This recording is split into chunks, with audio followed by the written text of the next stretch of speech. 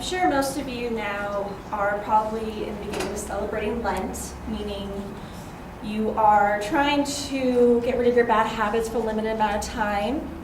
But I don't think most of you know that there is a certain holiday where you can glorify your bad habits and escape the social norms. You should listen to me because I'm going to tell you about how you can glorify those habits and celebrate them before you have to stop doing that.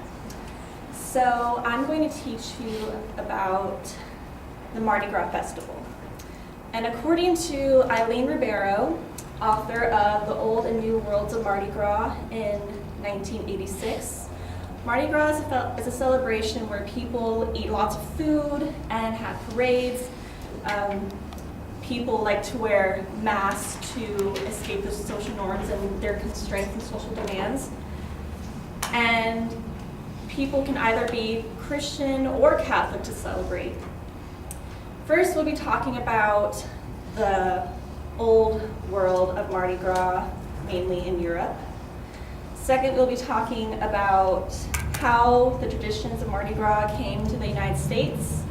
And third, we'll be talking about the traditions of the parades. So we begin our analysis by looking into the old world of Mardi Gras in Europe, mainly in France and Italy. The beginning of Mardi Gras took place on the 12th night, which was January 6th, also known as the Feast of the Epiphany, also known as the Manifestation of Christ. And these were very complicated and turbulent times because during these cold winter months, people were lacking fertility in their land. And they thought it'd be a good idea to maybe escape the social norms and to have fun and gorge themselves on tons of food. And one of the traditions were men and women wearing masks and costumes. Sometimes men would dress as women and the women would dress as men. They would also like to wear animal heads and dress as monsters and devils to ward off the evil spirits of the old world to welcome the new. This is also a huge form of masquerade and theater. And they always celebrated Mardi Gras before Lent and after Christmas. And as you know, Lent is where you get rid of your bad habits, and that was a way for them to celebrate it back then. Second, Mardi Gras came to the United States and settled in New Orleans, Louisiana.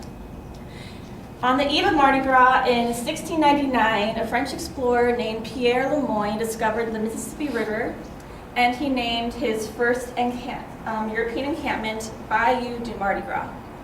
Later on, his brother eventually discovered New Orleans, and for the rest of the century, the area remained predominantly French. The area was also a very nice reminder of home, but also had a national identity to the Anglo-Saxon influence. In 1803, while Louisiana was being incorporated into the United States, mass balls were already a huge scene during the carnival. And in 1837, that's when New Orleans started to have their very first Mardi Gras parades. And these organizations were organized by people called crews. And in 1877, during a sea of fraud, election frauds, and a sea of corruption, and also being under martial law in the South, people thought it'd be a good idea to use political satire in their parades.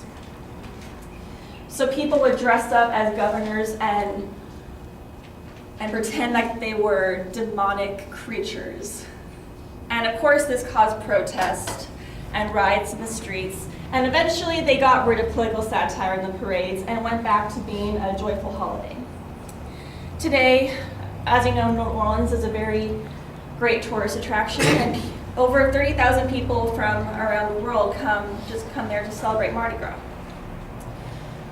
Third, we'll be talking about the parades, and as you know, there are many traditions, most which are still celebrated to this day. One tradition, of course, like we've been talking about, is the wearing of masks. And people wore these masks so they could disguise themselves and shield themselves from society. Like rich people can pretend that they were poor, or poor people can, have fun and everything. And also, it is required for float riders to wear masks. They have to wear masks today. Another tradition is the flambeau tradition, carrying a torch through the streets of Mardi Gras.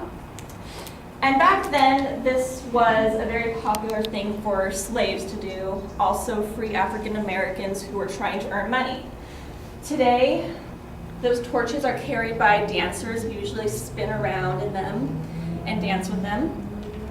Of course, most of you know the bead tradition, the throwing of beads.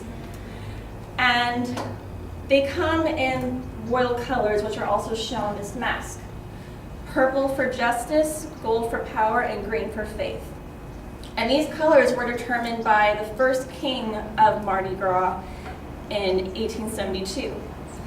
Now, the first king of Mardi Gras was named King Rex, and he was also the Duke of Russia. He also befriended a U.S. Army officer named George Armstrong Custer. And today, every year, a king is chosen as King Rex and given the symbolic key to the city. I have just told you about the history of Mardi Gras and how it came to the United States. We talked about its origins in Europe and how it came to New Orleans, and we also talked about the marvelous traditions of the parades. So maybe next year, before celebrating Lent, you might want to consider going to New Orleans because it'd be a fun time, and then you could finally go about getting rid of your bad habits. Thank you.